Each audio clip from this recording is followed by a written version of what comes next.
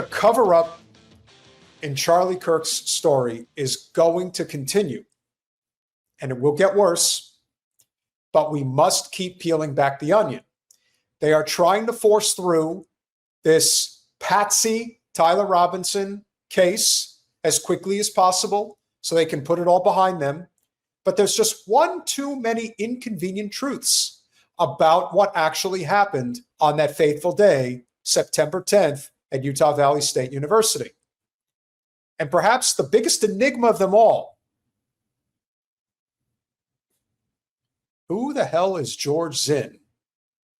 And why the hell has he been seemingly involved in a lot of different key points regarding the state of Israel and the connections that they have to these catastrophic situations, whether it is Charlie Kirk's assassination or even 9/11. But it goes much deeper than that. And leave it to our good friend James Lee of 5149 to explain why. The keys to finding out the truth about who actually killed Charlie Kirk is this man, George Zinn. On the day of Charlie Kirk's assassination, immediately George Zinn gets up and says, I did it, and he kind of gets dragged. Well, he told multiple nurses and doctors that he did it because he was being paid to do it. Why would he do something like that? Did someone pay him like Candace is claiming? And if so, who? I was born in Athens, Greece.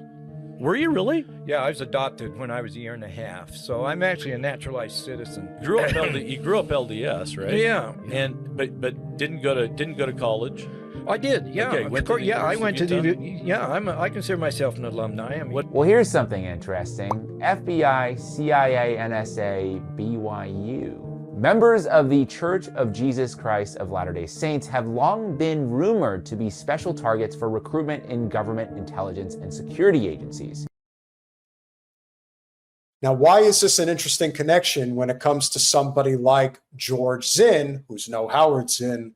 Well, the rumor, again, not verified, but the rumor is that the Patsy was also part of these clandestine training operations through the LDS. Interesting. I'm sure a lot of you already know that. Here is a CIA document that I found substantiating some of those claims. Okay, in the document it says, Office of Personnel Representatives travel to BYU, Brigham Young University, to recruit and meet with senior officials of the Mormon Church to discuss agency recruitment of church members. Did you go on a mission? Yeah, I went to Virginia. Mm-hmm. Virginia? Yeah. What mission in Virginia? Virginia Roanoke mission at the really? time. Mission in Virginia. I wonder what else is in Virginia. Anyway, I'm sure that location was a coincidence yet again.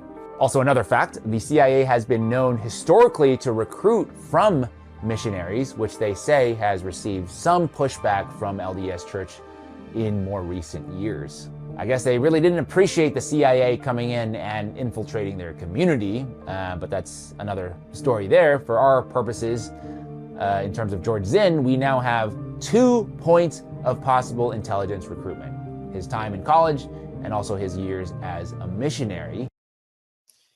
Now, let's assume all of this about George Zinn is true. And remember, Howard Zinn is Jewish, so the presumption right off the bat was that George Zinn was Jewish as well because of the last name Zinn.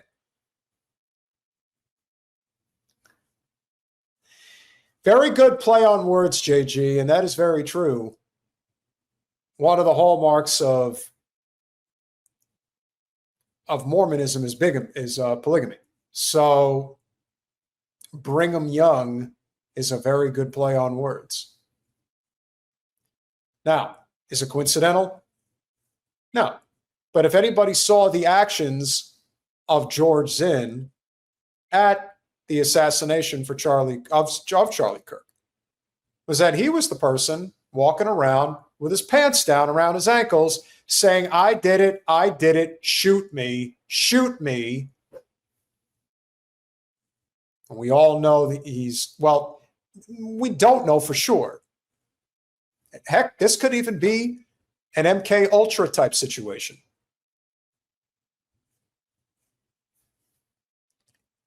So why isn't George Zinn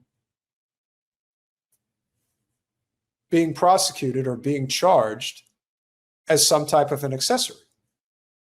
He did confess. He said, I did this. Again, maybe he did.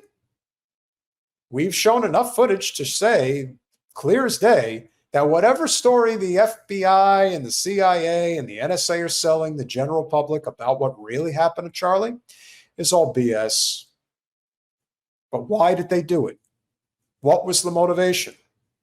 The motivation, of course, as I will continue to say,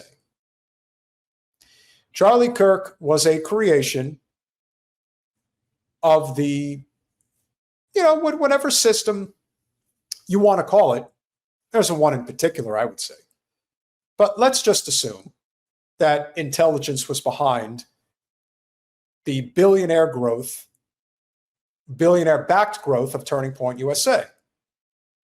When Charlie decided that he was going to have his own independent thoughts about how he was going to run his organization, well, the powers that be made it very clear that that's not how this works. We got you here, and we will remove you from here if we have to, if you don't go along with the program. Charlie decided not to go along with the program, and we saw what happened. Let's hear what James has to say. Okay, we obviously don't have documents like, oh, look right here, George Zinn, member of the CIA. But what I will say is that, boy, has he really been everywhere. Shoot me, I did it. Shoot me, I did it.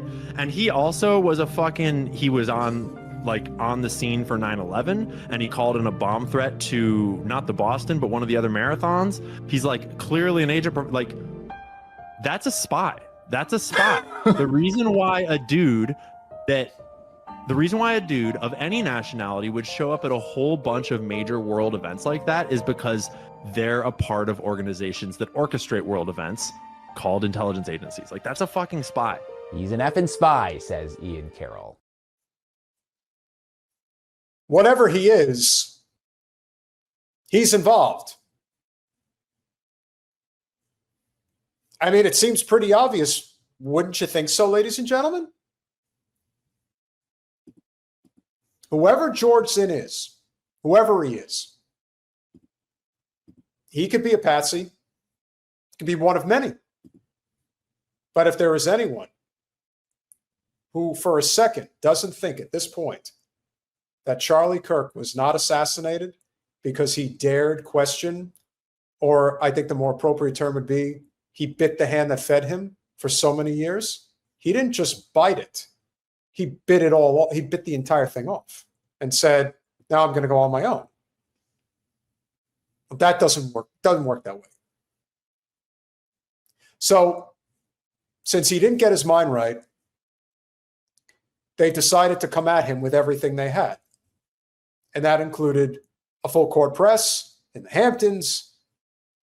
But as the text messages from Candace showed, he understood that he could be at death's door for questioning and challenging the Israel lobby and its control over Christian Zionism in the United States, of which Charlie led millions.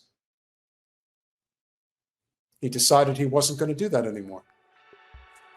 And the next thing you know, he's gone.